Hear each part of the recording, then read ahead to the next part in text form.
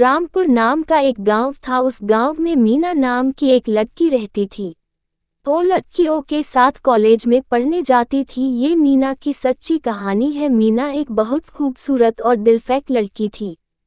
उसके कई सारे बॉयफ्रेंड हुआ करते थे। एक बार वह गर्भवती हो गई और उसका बॉयफ्रेंड उसे छोड़कर भाग गया।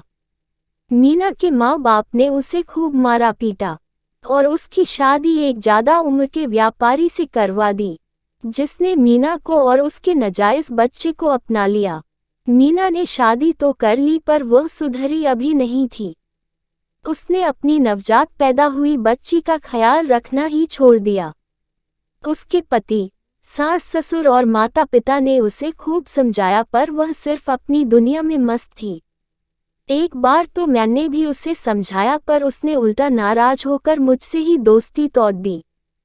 ठीक से समय पर खाना और मां का प्यार ना मिलने के कारण मीना की बेटी 4 साल की उम्र में बीमार रहने लगी और मीना को सैर सपाटे करने की जगह उसका ख्याल रखना पड़ रहा था, जिससे वह बीमार बच्ची को रोने पर मारने पीटने लग जाती।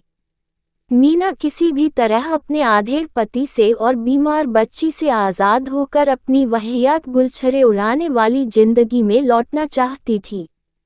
एक हमें खबर मिली कि मीना की बेटी बीमारी के कारण मर गई। मुझे पक्का यकीन था कि मीना ने ही कुछ किया होगा। वह अपनी जिद में आकर कुछ भी कर सकती थी। मीना के पति ने भी शंका की वजह से मीना को निकाल दिया और उसका तलाक हो गया। अब मीना फिर से लड़के घुमाने लगी थी। मेरे सामने ही उसका मायका था। एक दिन वह मुझसे मिलने आई और कुछ पैसे मांगने लगी। उस वक्त मेरे गुस्से का बांध टूट गया। मैंने कहा कि तू तो मुझसे दोस्ती का रिश्ता तो तोड़ चुकी है और बच्चे को मारने वाली डाइनो से मुझे कोई संपर्क नहीं रखना। तू चली जा मेरे घर से और कभी वापस मत आना। वह गालियां बकती मेरे घर से चली गई। पता नहीं उस वक्त कहाँ से मुझमें वह सब बोलने का जोश आया था, पर मैं खुद को रोक ही नहीं पाई। मीना पर ऐसा गंभीर इल्ज़ाम लगाने पर मेरे माता पिता ने मुझे खूब डांटा और अंकल और आंटी भी मुझ पर नाराज हुए क्योंकि उसकी बेटी के लिए मैंने ऐसा बोला। उसी रात मेरी डर की कहानी शुरू हुई। मीना की बच्ची मेरे रूम के टीवी पर बैठी बैठी मेरे सामने देखकर हंस रही थी। मेरी चीख निकल गई। मेरे माँ बाप ने कहा कि मेरा भ्रम होगा, पर अगली बार नहाते वक्त मीना की बेटी मेरे साथ बाथरूम में दिखी मुझे। वो बस मुझे देख हंसती जाती और मेरी ओर हाथ बढ़ाती।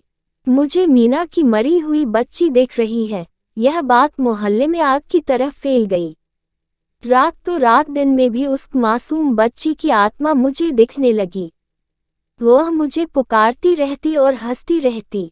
हमारे खानदानी पंडित ज्योतिष से पूछवाने पर पता चला कि उस लड़की की मौत गला दबाने के कारण हुई है, और जब मैंने उसकी मां को गुस्से में उसका कातिल बताया तब उस बच्ची की रूह खुश हो गई थी और उसे लगा कि मैं उसकी हकीकत सारी दुनिया के सामने ला दूंगी।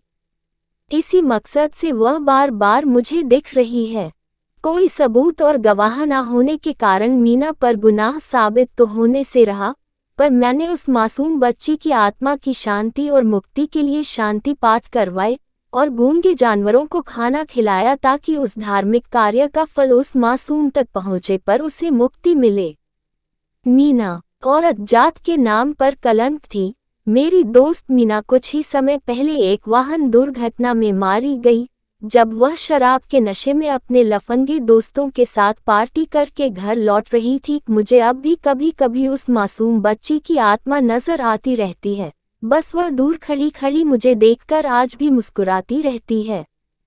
ऐसी ही वीडियो देखने के लिए चैनल को सब्सक्राइब करना नहीं भूलना।